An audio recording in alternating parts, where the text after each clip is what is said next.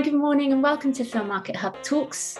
My name is Rosalind and I'm delighted to welcome Catherine Freeman, Development Executive at Ruby Rock Pictures and a member of our jury for the Feature Film Contest. Welcome, Catherine. Lovely to have you today. So, Catherine, what makes a script stand out to you? What do you look for? I think, there's obviously the kind of more technical aspects. I think you can't overestimate the importance of kind of dialogue cadence and and also actually I would say the action description. I think a lot of people underestimate the importance of that just because, we are working in eventually to be visual medium. And I think it's kind of really giving a sense of what you're going to actually see on screen is really important because, it is slightly different to, writing a novel or a play even. And I think that's really important to bear in mind. But I would say that the biggest thing you sort of look for, particularly with sort of newer talent, which I know this kind of is all about, a sort of rawness to the voice, I think. There's the very kind of old adage about write what you know, which, I don't think that every script has to be like an autobiography, but I do think it's clear when there are those kind of little observed moments within a script that clearly come from a writer's own experience. And those tend to really kind of make things stand out and to make something have a kind of more unique perspective than perhaps... basically that's kind of what I want to say. Oh, and also I would actually say character. I think a script kind of hangs on character and that's our through line. That's what's going to bring us through. So I think there's a kind of lightness to character often that people forget about, the sort of natural observances of like when people are going through things or, dramatic things are happening, we often act in ways that are slightly unexpected. And I think if you can see that in a script and it feels well observed for the same reason of like, write what you know, then it pulls you through a lot more quickly and you just care more. So you just keep reading. and that uniqueness, that authenticity and that realness, how can a writer, new or very experienced, how do you think they can develop that unique voice? What would you recommend? I think there's the most kind of important the thing that I think you kind of can't underestimate the importance of is actually just reading as much as you possibly can. Like, I'm not a writer. We've all toyed with the idea at some point, but I know that my sort of tastes and my ability to assess and my ability to sort of understand story has just been vastly improved by reading and watching as much as I possibly can. So I think that's kind of the most obvious one, which, again, it sounds obvious, but I do feel like it's something that people sometimes forget. But tied to what I kind of was just saying as well, I think it is those kind of observations, about stuff from your own life. And I think people do sort of think that means that you sort of can only write about literally what you know, like as in if you grew up in the Midlands, you can only tell stories there. And I don't think that's true, but I do think there are sort of universal elements about what we kind of observe about our friends and our family that can be imbued into something that you're writing to make it feel more realistic and more as I say, I think the most important thing is basically getting people to care about the characters you've written and understanding why we should be interested in these ones in particular. So I think that's kind of the two kind of big things I would say. 100%. Brilliant. Scripts can be continually edited, redrafted. When is it time for a writer to hand the script over, get some feedback, or submit it to a contest? This one is quite difficult because I do think it is quite instinctual. I think obviously a lot of it is tied to your sort of understanding of it was a lot to do with what you kind of want to say and how each of the scenes and each of the and all of the text kind of ties into the sort of thematic overarching idea. But I would say that the big thing is, I think the scripts that really stand out and do feel like they've kind of, I think the difference between a script that hasn't been had producers on it and a script that has, I think is usually kind of an ability to kill your darlings, and an understanding that you know, just because a scene is like cool or kind of well written doesn't mean that it necessarily will end up serving your story or what you're trying to say. So I think, particularly for films, actually, I think there's a kind of wanting to make it feel really, really tight. And like there's no fat on it, and nothing's being wasted. I mean, that's not to say sometimes, you know, there are scenes that can seem like they're not to do with the plot necessarily, but they tell us something about character, and that's important.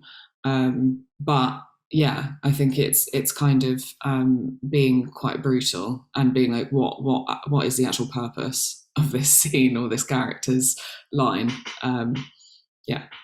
What, in your opinion, and being an exec, you'll be able to hopefully give us some insight on this. What, in your opinion, gets a script optioned by a production company? Does that really depend on timing? I mean, everyone I kind of have ever spoken to in the or worked with in the industry has always basically said, we'll know it when we see it, which I realise is really unhelpful. I think there's it's very, very unhelpful. I do think what we've sort of been saying throughout about this kind of raw voice is really important, and I think a unique perspective on things, which once again, quite difficult to know what feels unique to someone because you don't know what they've read. But I think there's an element of, I think sometimes I see people trying to sort of follow trends a bit more, just saying, oh, well, everyone wants crime, so I'll write crime. Do you know what I mean? And I think that becomes clear quite quickly. Obviously, some people love crime and they have something that they want to say through that medium, and that's absolutely wonderful. But I think you should go with something that you're passionate about, because that does come through on the page, rather than trying to sort of do a sort of paint by numbers, like guess what people's wants are going to be, and that might mean that because of what the market's after, there's not a, you know, the timings of it change, and you sort of have to put something on ice for a while. But I do think that's probably the clearest thing that comes through. Yeah. So if that's helpful at all. No, really helpful. What would you recommend to screenwriters trying to break into the industry? As I'm sure you're aware, it can sometimes be a very difficult journey. Any recommendations? I would say, just purely from if you are a new screenwriter, I would say purely from a kind of, basically, I often get sent ideas which are awesome, but they're also the ideas of someone much more experienced, and it can become very difficult to, unless there's kind of IP involved, it can become very difficult to convince people that someone at that stage in their career is capable of executing an idea that big. So I would say try and write something that isn't as big budget. Stay away from kind of like space operas and massive period dramas, because like, yeah, it's wonderful if you have that idea and it's kind of in a drawer somewhere for you to come back to, but the odds on of it being your very first commission are unlikely, and I think it's important to sort of be realistic about that, and also you should be able to say on a smaller scale what you want to say just as well as you can say on a bigger scale, you know, even if you are, I'm thinking I love sci-fi and sort of fantasy and things, but you know, you can still explore those genre through like a grounded prism very well, and I'd also say we get sent a lot of scripts all the time as companies, I think, and I think bearing that in mind, like the sort of scale of it, and then thinking about ways of being able to sort of differentiate yourself from the pack, which is by, you'll let hear this very helpfully, by entering things like Film Market Hub and entering things like, the BAFTA Rockcliffe competitions, who I used to work with as well. Like, I think that does help to sort of signpost people out when you're sort of looking at the amount of scripts that we get sent. Yeah, and I think also there's a willingness, and I think it's quite difficult sometimes for writers, because I think often they are have gotten into it because they like their own company. But I do think there's an element of kind of understanding the industry, understanding the events, and sort of taking advantage of the sort of networking stuff, which, I mean, I'm not a massive fan, but it does help, and there is an element of who you know.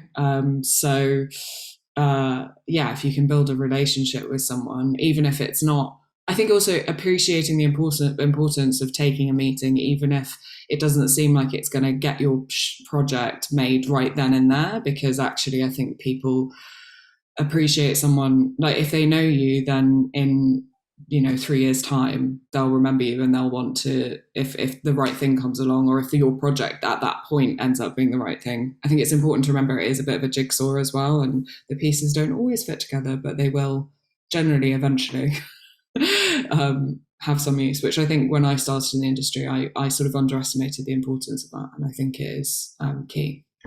Really, really good advice. That's brilliant. And finally, how will you assess the scripts in the contest, and what are you looking for? What are you hoping will come across your lap? I think it's always a very difficult one, isn't it? Because often when I'm looking at scripts from a work perspective, the idea is so tied up in it. And I think from when I've previously, as I mentioned, worked with BAFTA Rockcliffe and done other sort of competitions like this, I think there is an importance of separating out the idea and the actual writing ability, which can be quite difficult, because obviously if it's a really smart idea, then it influences your idea of who the writer is and how capable they are. But I think going back to what I was kind of saying at the beginning in terms of sort of dialogue cadence, that sort of naturalistic way of, I think often even in a drama, bringing a sort of element of humour to proceedings, because that does feel more real, and I think that is what happens in life. So that coupled with, again, that kind of raw, unique sort of perspective on things, I think is helpful. And just people who aren't afraid to sort of, something that feels quite singular, I think is usually quite helpful. When there's a very, very clear sort of vision, which I think is tied into how you kind of know when a script is ready to share as well, and cutting down that fat that often exists in the earlier drafts. But yeah, and then also beyond that, not to sort of besmirch anyone, I do think as well, just like pay attention to sort of making sure there are no typos or just like grammatical inconsistencies and things like that, because I know it seems sort of less important, but when you're reading as many scripts as we often are, I think it does make a difference. Really. And if you often, I know often this happens with writers, they change names of their characters, and then sometimes there's a typo, you start with one name and then it's another name later on, things like that. They just little details, but they really do make a difference when you're reading a script, don't they? Yeah, I think so, definitely. But yeah, no, I'm really excited to get reading in January. Well, we are so thrilled to have you, Catherine, and thanks so much. Those are some really, really great advice there and insights. Thank you so much.